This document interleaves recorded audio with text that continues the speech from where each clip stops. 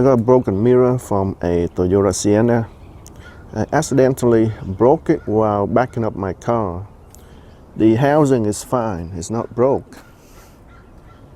But the actual mirror itself broke off. The mirror is mounted on 3 points on the motor, here, here, and there. And then these 3 points are mounted onto the back of the motor, here, here, and here.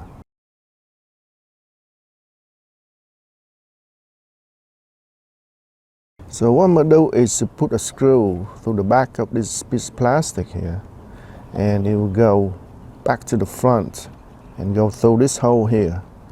It's going to be the reverse of the original mount. There are 2 torque screws that you have to remove. There's one here, one here. There's another one on the bottom, which is right here. And it's this screw right here. There are also 3 more screws that you have to remove on the bottom in order to remove this plastic housing. I almost got it out. There is another screw right here that you have to remove in order to remove this plastic housing. It's still got the cables attached, so you have to pull the cable a little bit in order to get it loose. Now we need to remove the motor. Just get a flathead screwdriver and you just pry it up. Here is the motor assembly. The screw, they are accessible from the front, so that's why you have to remove this motor assembly. Now I can just remove the 3 screws on here, and then we're going to thread screw from the other side, from the back to the front. Alright, let me show you how I fix this thing. Here's the housing. So this motor will go on here, right? Before it was broken, the screw is mounted from the front.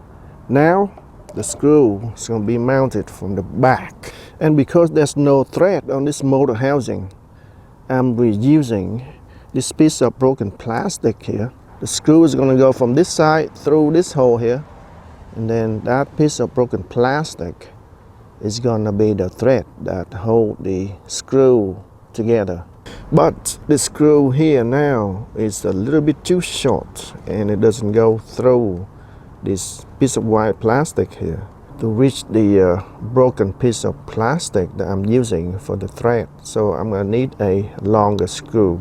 Here is my replacement screw. It's about 1 centimeter longer than the original. Alright, so I got it in. So the screw goes from the other side, to the front, and then this broken piece of plastic is now served as the threads for the screw, and it holds the entire motor housing in place. I'm going to do the same thing for the other 2 screws, and that should be it. Here's the next screw, and now we're putting this through here. Now we're just going to screw it in. Here we go. The motor assembly is back in. So the screw go through here, and that's what's holding the screw in place. The same broken piece of plastic. We got one here, and one on the other side. Well, I totally forgot about the 2 wires, because this is the power motor, so it has 2 wires here on the back of the motor. So I need to put this in first before I mount the motor. So, well, it's very easy. Just unscrew it and put it in first, and then I just put the screw back in. So here we go, all connected with the power cables attached. Now we just need to snap the mirror back in. The actual mirror itself is cracked.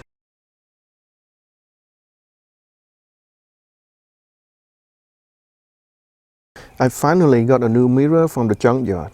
Let me show you how easy it is to replace this mirror. Flathead screwdriver, put it down below, pry from the bottom. Okay, it'll come out just like that, and then you lift up the mirror and it will come out. Now we just remove the two connectors on here. That's it. This is for the heating element. Here's the new mirror. It's very easy to put this in. We got two latches on the top and 6 more clips down below. So you put the two latches here on the top in first, and then you just push it in and it will lock into the clips here on this piece of plastic. So first we install the wires.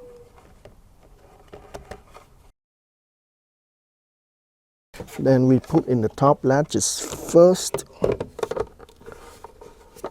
Make sure that it locks in. Now we just push this mirror in. It's locked in. That's it. Very tight, not going anywhere. Now let's test and see if it's working.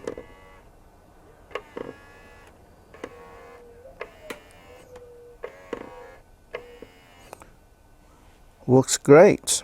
That's all for now, folks. Thanks for watching, and I will see you in the next video.